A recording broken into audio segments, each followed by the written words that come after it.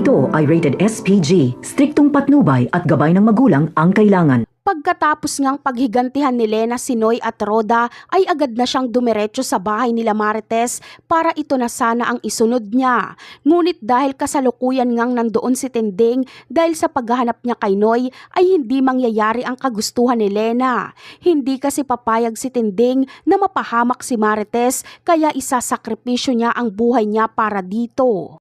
Kahit kasi lahat ng paraan para pigilan si Lena ay hindi na talaga ito napigilan nila Marites at Tinding. Para nga itong sinaniba ng kung anong masamang elemento dahil napakalakas nito. Sinubukan na siyang pagbabatuhin ni Tinding ng kung ano-anong bagay ay hindi pa rin talaga siya natinag. Bagkus ay lalo pa itong nagkaroon ng lakas para gawin ang kanyang gusto. Batid nila Marites at Tinding na sa pagkakataong yon ay hindi na talaga nila mapipigilan pa si Lena. Kaya inutusan na ni Tinding si Marites na humingi ng tulong sa mga tambay sa labas para mapigilan si Lena. Ngunit pagkatalikod lang ni Marites ay agad ngang ibinaon ni Lena ang kanyang armas kay Tinding na siyang dahilan kung bakit ito magpapaalam na.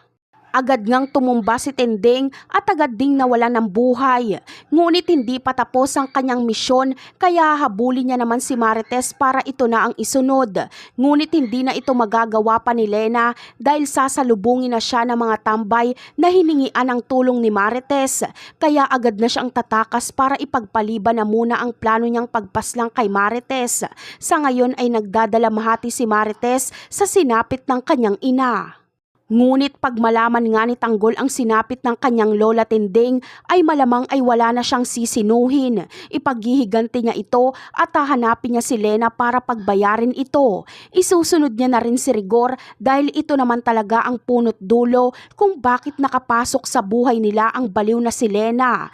Yan ang aabangan natin. Bye!